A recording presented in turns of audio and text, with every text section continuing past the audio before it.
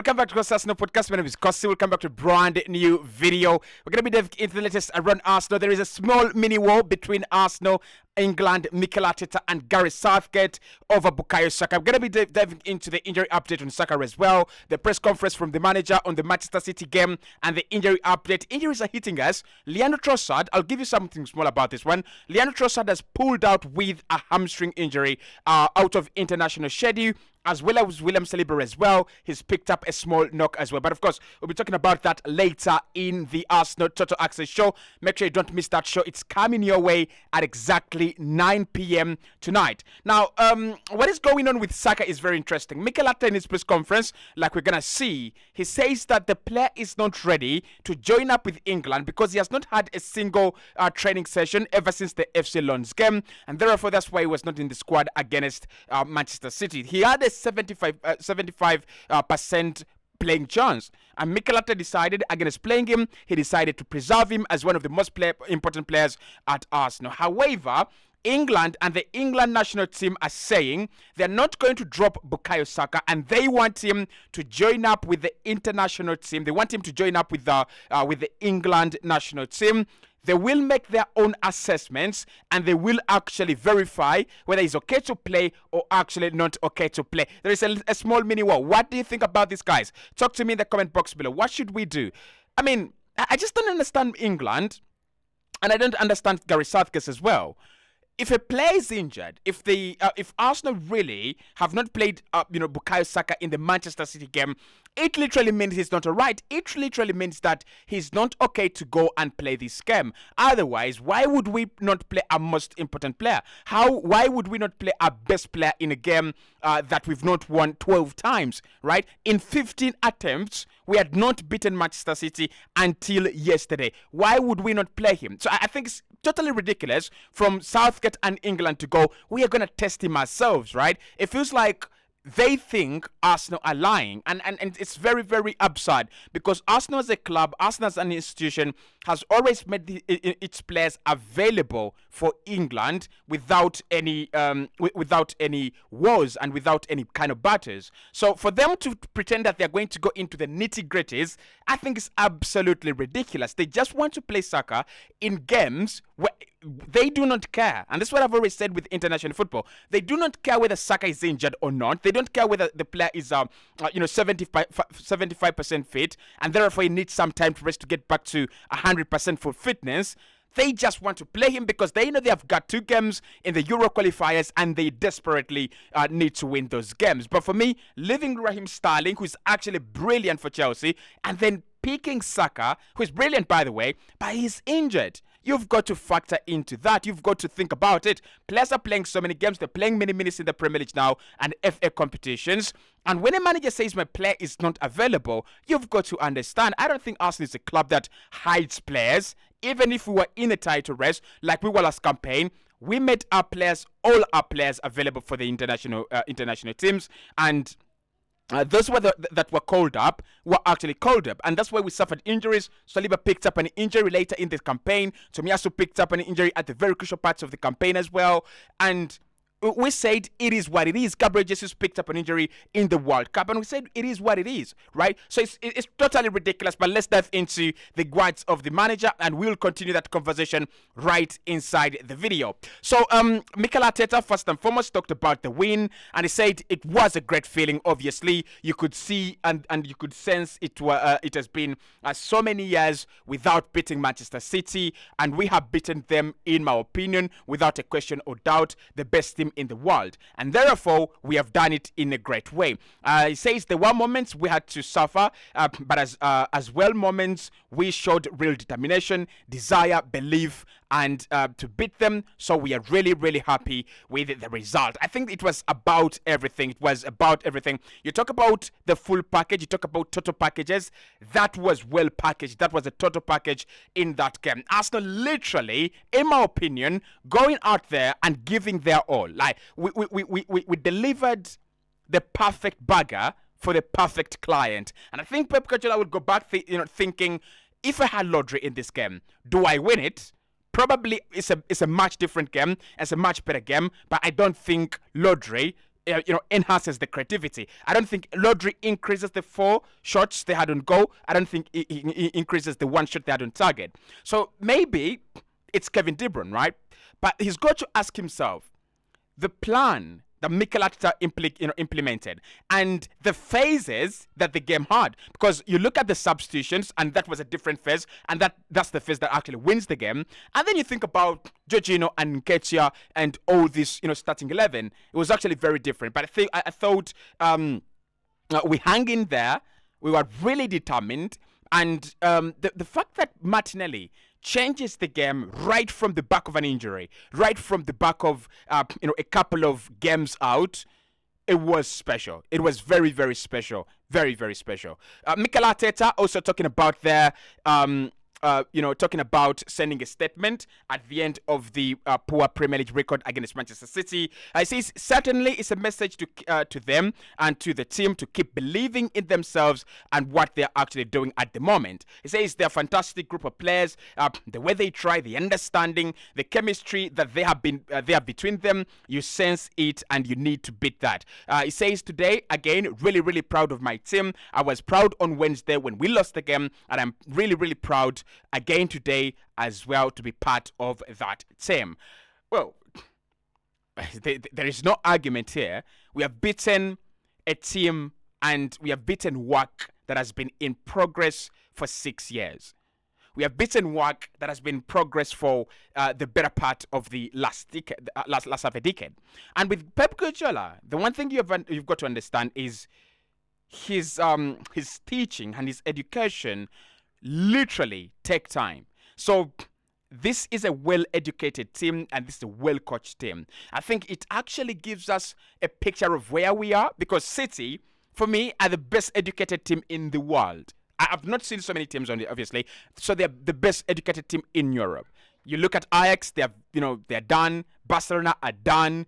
Bayern are done. It's Man City. They're well educated and really, really well, managed and coached. So I thought that game against Man City, Arsenal really did very, very well.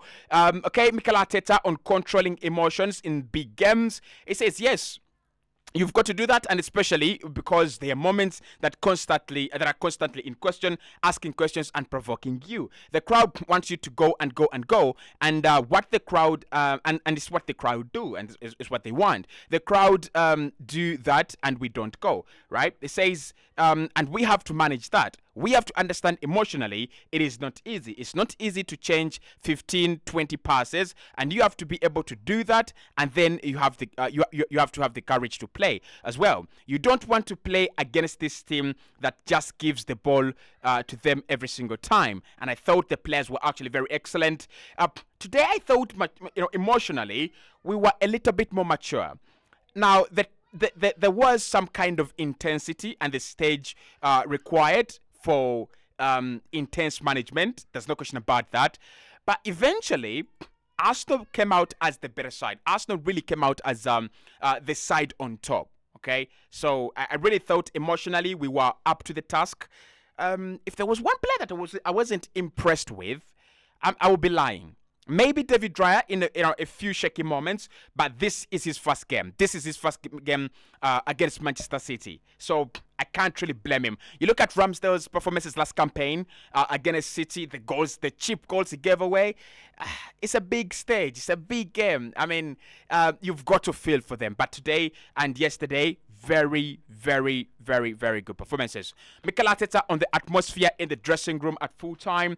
It says, we were all dancing. There's no question about that. We were all dancing and we were very, very happy. They're now on international break. The mood is always much better. And the ones who are not involved are going to have a few days off. And it sends everybody until the game against Chelsea away with the right spirits and the right emotion. Absolutely. Absolutely. Because Chelsea is a big game.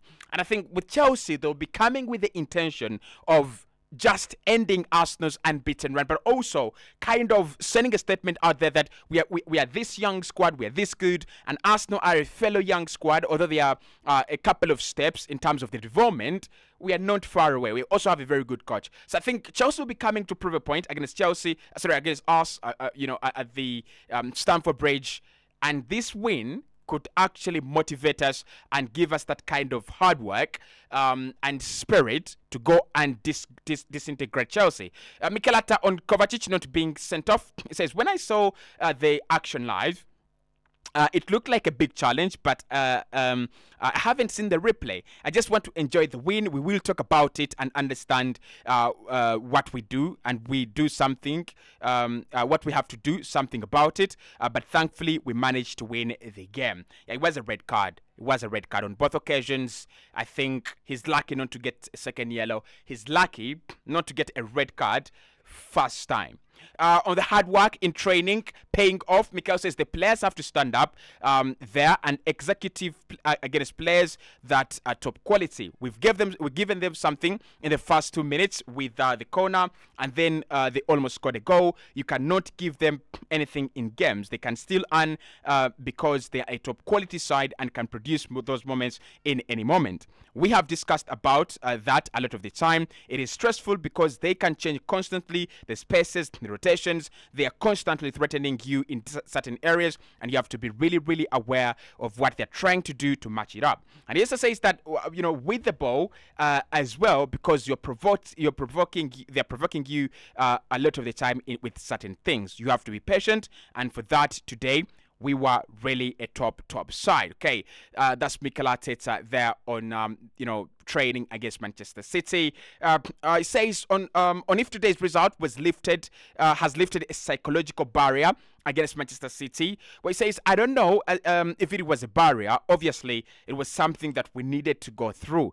To beat the team and to beat them, first of all, you have to lose against them. You have to lose probably the way we lost at the Etihad, because we lost in two different ways. Last season, when we were the better team in the first half, and we conceded the goal after Tomiyasu's back pass and De Bruyne scoring. But then the team showed a real maturity today, and the maturity comes from experience, and sometimes you need to become that better team. Well, I think there's so many things we did right in this game. There's so many things that we did much better, especially from last campaign. Defensively, I've got to say credit to Arsenal, but there was no Kevin De Bruyne to give us that kind of final executive litmus test. But of course, we'll get him at Etihad. But also, concentrating for 94 plus minutes against Manchester City, that was awesome. Like, purely awesome.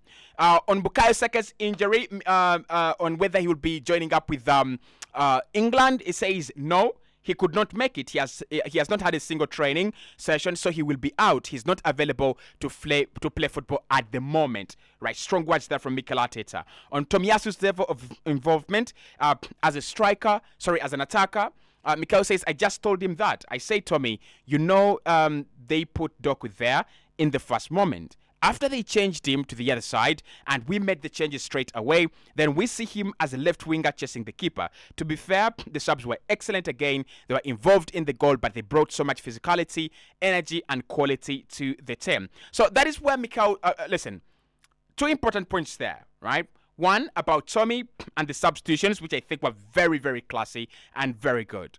But the second one is about Bukayo Saka. He was asked whether Saka is going to be joining up with England, and he says, listen, at the moment, he's not available to play football. But the Jacks at England have actually just said that Bukayo Saka will be examined by the English and national team to find out whether he's injured or not. Shambles. Like, they've got to be ashamed. They've got to be ashamed because they're part of the reason why Bukayo Saka is suffering burnout. They're part of the reason why Bukayo Saka is, has gone a long period of time without resting, right? And I think it's only fair for the amount of talent England have. It's only fair for players like Noni Madueke to get a chance, for players like Raheem Sterling to get a chance. It's only fair. I don't understand why it should be Saka all the time. I mean, you've got to rotate him. You've got to give him a chance. You've got to give him a chance. That's in my opinion. You've got to rotate him. He's one of the players, young, and he's played a lot of minutes. And for them to actually go and say, we will examine him ourselves, are they calling the Arsenal medical team and Arsenal coaching staff team liars? Are they trying to say that? Because that's the implication. I just don't understand it. I just don't understand it with the international teams. So I've been looking at all these teams. Partey has been called up. Saka has been called up too. So literally, they do not care whether a player is injured, coming back from injury, what level of fitness you are on. As long as you can walk, you can play. That's their philosophy. I don't think that should be it. I think there should be clear communication between Arsenal and England national team that such and such a player is injured and such a player is available, right? If you want available players, Emile Smith-Rowe is totally available, and he played a very, very good game during the under-21s World Cup tournament. Very good. You could call him up. You could take Benjamin White. You could take all the good players we have, and they are fit to play. Saka, according to the manager, is not fit to play. I don't know why we are even still, having a war about this topic. I just find it pathetic and, distressful that England think Arsenal are trying to hide this guy. Like, it's distressful. Mikel Arteta on what happened at full time. We saw as the staff and Manchester City players kind of locked horns. This guy says, I haven't seen anything. I've really not seen anything. Great guy. On Gabriel Martinelli's impact, it says he's been saying for a few weeks that I was going to be there for City. Obviously, we were saying that Gabi, it would be too early for you. And yesterday he said, boss, I told you I'm going to be ready for this, and it happened after 30 minutes. Leo felt something in his hamstring, so when I turned around, he was already ready to go with his kit, and he said, "Boss, I'm ready to go." He's just got the joy of a kid. His mentality is incredible. At his age, it's just a joy to have him in the side, because today he could change the game, and he was really, really helpful for us to win the game. On David Rice's distribution, he says it's my fault. It's all my fault. They can pull me up on it because I asked him to do that, especially against this team. You have to do other things, and you'll get into trouble, big trouble. I think he was excellent. The way he dominated his box, the way he came out for crosses and set pieces, the height that he played at, he's got big ones because the crowd like such players as well. Now, Leandro Trossard, again, injured. Okay. That's a double injury blow. Saka and Trossard. Okay. Interesting. Pulled a hamstring. Saka is not trained in a while. Well done. Well done, Arsenal.